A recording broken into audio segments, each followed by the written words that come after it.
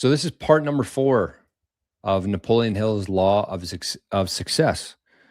And I'm going to title it How and Why Henry Ford Became Wealthy.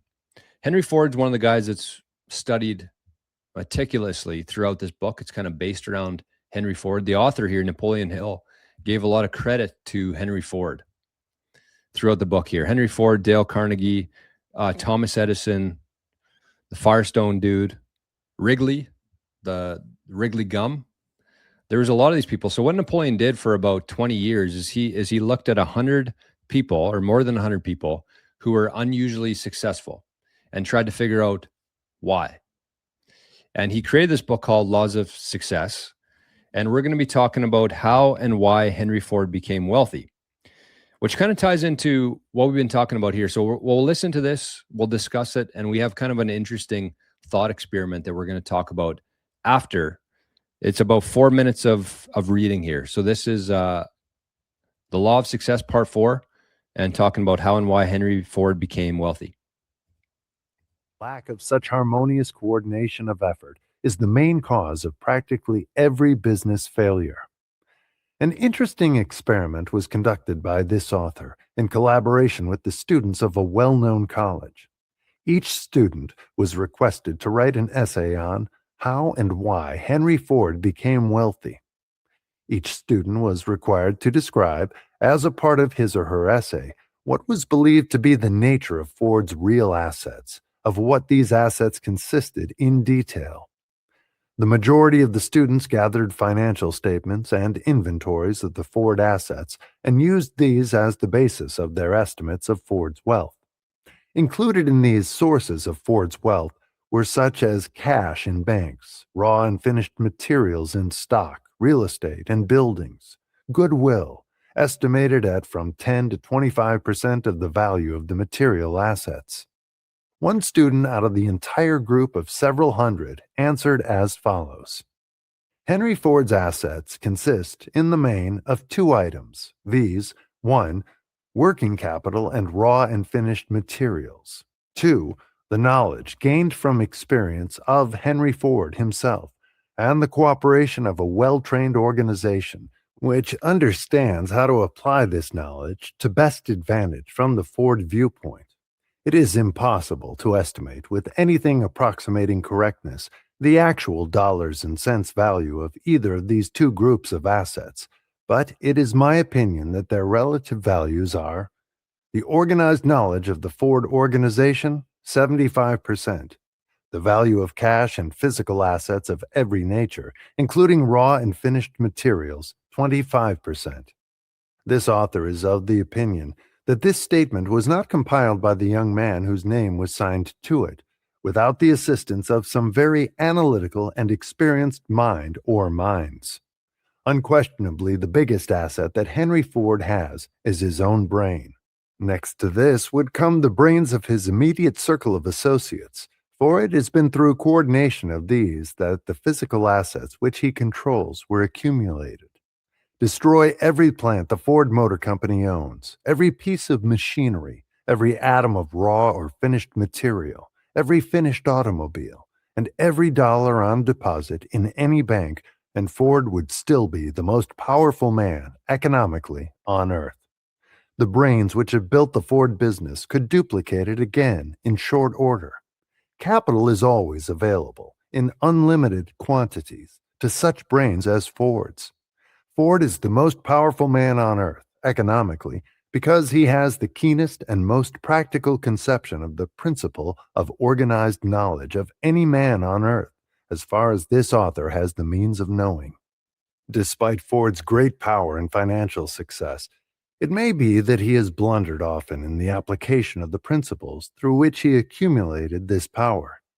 There is but little doubt that Ford's methods of mind coordination have often been crude. They must have been in the earlier days of this experience, before he gained the wisdom of application that would naturally go with maturity of years. Neither can there be much doubt that Ford's application of the principle of mind chemistry was, at least at the start, the result of a chance alliance with other minds, particularly the mind of Edison. It is more than probable that Mr. Ford's remarkable insight into the laws of nature was first begun as the result of his friendly alliance with his own wife, long before he ever met either Mr. Edison or Mr. Firestone. Many a man who never knows the real source of his success is made by his wife through application of the mastermind principle. Mrs. Ford is a most remarkably intelligent woman, and this author has reason to believe that it was her mind blended with Mr. Ford's which gave him his first real start toward power. It may be mentioned, without in any way depriving Ford of any honor or glory, that in his earlier days of experience, he had to combat the powerful enemies of illiteracy and ignorance to a greater extent than did either Edison or Firestone, both of whom were gifted by natural heredity with a most fortunate aptitude for acquiring and applying knowledge. Ford had to hew this talent out of the rough, raw timbers of his hereditary estate. Within an inconceivably short period of time, Ford has mastered three of the most stubborn enemies of mankind and transformed them into assets constituting the very foundation of his success. These enemies are ignorance, illiteracy, and poverty. Any man who can stay the hand of these three savage forces, much less harness and use them to good account, is well worth close study by the less fortunate individuals.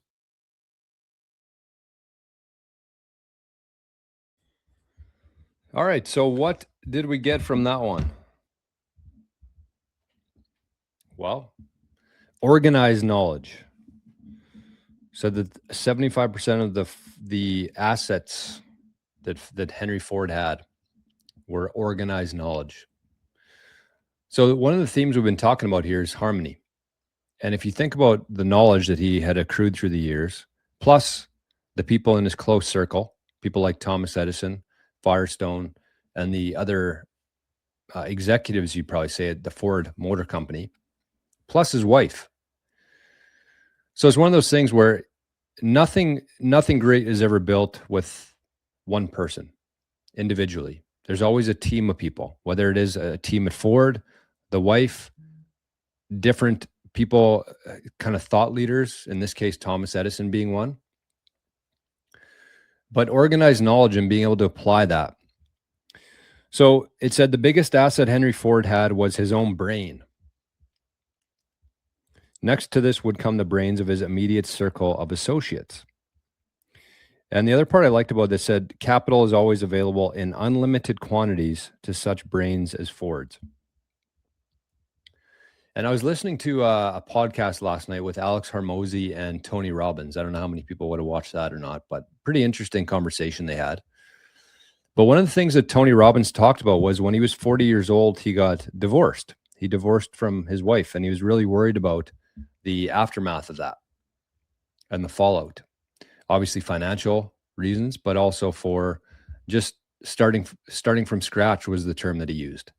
And it scared him. 40 years old, Tony Robbins, he was probably at the peak of his career and he was scared about starting from scratch. And he talked to his friend, he called up his friend, and his friend said, well, Tony, you're not starting from scratch. All the years, 40 years of life experience, everything that you've done, that's all compounded into something very special. Your skill sets, your knowledge, what you've accrued through the years, nobody can take that from you. And actually, I just forgot about this till right now. You guys are going to get a laugh out of this, what comes next here. But let me bring up the spreadsheet here because I think that this is very important to understand when you think about it in that terms. So the first part of that is his friend said, instead of saying you're starting from scratch, consider how much you've accrued through the years in terms of your knowledge, in terms of the people, the connections that you have. Consider that, but also think of it as starting fresh. So you're not starting from scratch here. You don't have zero. You've accrued all this knowledge and network through the years. So you're starting fresh. And I think it's a good way to look at it. But also the other part of that too, is it's important to, even though it's kind of the same thing there, both starting from scratch and starting fresh. Some people might see those as two and the same, but they're two much different ways to look at it, two different perspectives. And that's why it's so important when you're thinking through this stuff the words that you use, the narrative that you have in your head. All these things actually make a huge difference in your perspective of the world, and therefore how you approach each day. So let me bring up the spreadsheet here. Underrated. There we go. So let's go to, let's write a couple things down here. And I want you to think about this here. I want you to think about this. So the biggest asset, that's kind of the first part here. The biggest asset, even though he had millions and millions and millions of dollars, the biggest asset that Henry Ford had was his brain. The knowledge that he had, the knowledge he had, and the knowledge of others in his inner circle, you might say, and the knowledge of his wife, which the author, Napoleon Hill, gave a lot of credit to in this part of the book. So when you think about this, I want you to run through this experiment here. This is just kind of a thought experiment for anybody who's watching this now or later. I want you to think about this. And this is actually going to tie into Bitcoin. If you were forced to leave the country tomorrow, what could you take? And again, this is kind of an extreme thought experiment, but I don't think anybody here would claim to be fully immune from that, regardless of where you are in the world. So if you were forced to leave the country tomorrow, what would you take with you? What could you take with you? And so I have a pretty good, I have a pretty good acronym here that I'm going to share that I think is going to be pretty memorable. I'm hoping anyways. And it's just kind of a fun one, so don't get too butthurt or anything like that. But it's a fun one. So when you think about it this way, what are the things that if you had to leave the country tomorrow, what could you take with you? You look around your house, all the things that you have. You look inside your safe, all the things in there. You look at your stock portfolio on the website. What could you take with you? A lot of people wouldn't have much, or they wouldn't think that they have much. But here's what I want to share with you. Number one, we're going to call it K, which is knowledge. The knowledge that you've accrued through the years. And when we think back to our Brian Tracy there, the 7 principles to increasing your income by 1,000% in the next decade, his main focus there is actually accruing knowledge, reading books, watching videos, listening to audiobooks, listening to podcasts, taking the first hour or two of the day and dedicating it to increasing your knowledge. Because no matter what, I said leaving the country, but you could also say you got thrown in jail or you went bankrupt, whatever it is. Knowledge is something that nobody can take from you. So that's an important one. Knowledge is something that nobody can take from you. And as the years go by, that accrues and compounds and it turns into something very special. That's why when you're in your 40s, 50s, and 60s, a lot of people kind of see that as like the last years of their working career. But they don't understand that all the knowledge and skills and creativity that they've accrued through the years, that's actually the pinnacle. That's the pinnacle of their life because they have more time accruing this through the years. And so when most people are starting to think about retirement, that's actually when you're kind of at the peak in terms of your knowledge and your experience in life. So the next one here is network.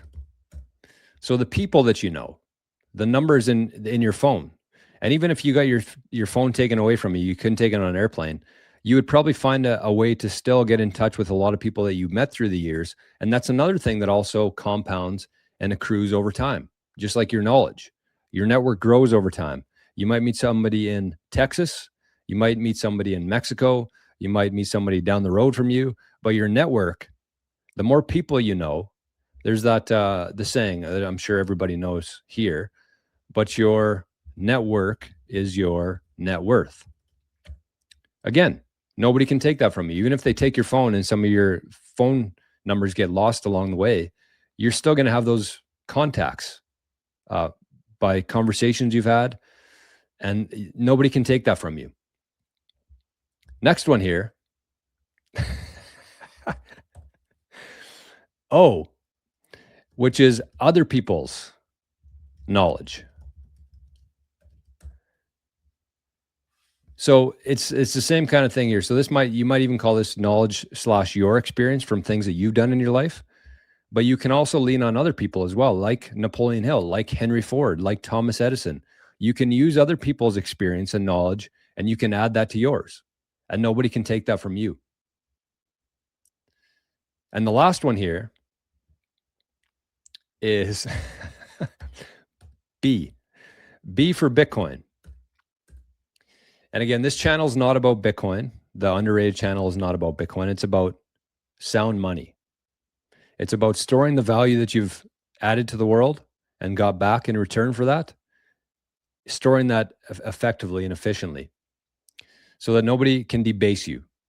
And so the difference there, when we're talking about hard assets and sound money, we're talking about land, we're talking about gold, we're talking about silver, we're talking about Bitcoin.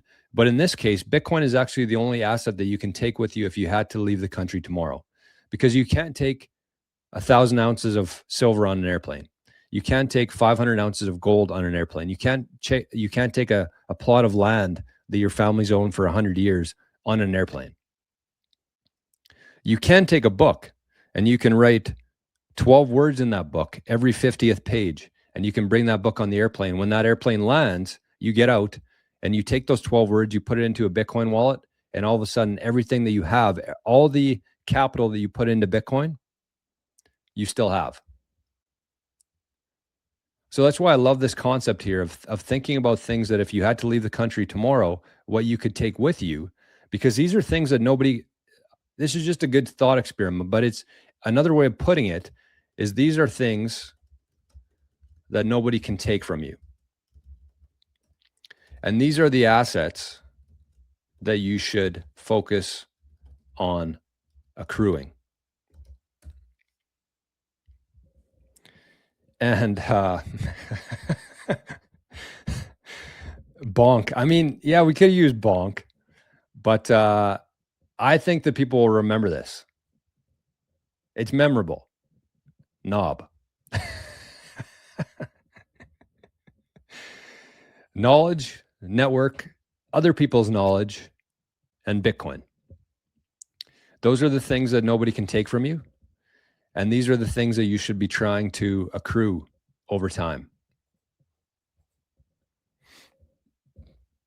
So that's the show today. I forgot to write down what time we started this, but that's been the edition of Underrated for today. Part number 4. And if you have been enjoying these, I'm not going to ask for much on this Underrated channel, but if you have been enjoying these, consider sharing them on your socials. If you got an audience that would appreciate this kind of information, consider sharing it with friends and family, somebody who are in the similar mindset of you. And if nothing else, just leave a nice little comment if you've been enjoying these. If you don't, then I would encourage you to just unsubscribe and never think of it again. But if you've been enjoying these and if you want me to keep doing these, leave a little comment under the video here and just say that. Because the comment section is very similar to like an Amazon review section where people have to allocate time if they want to watch a video and they want to make sure that it's going to be worth their time. So that's it. Thank you for watching, and we will catch you on the next one tomorrow.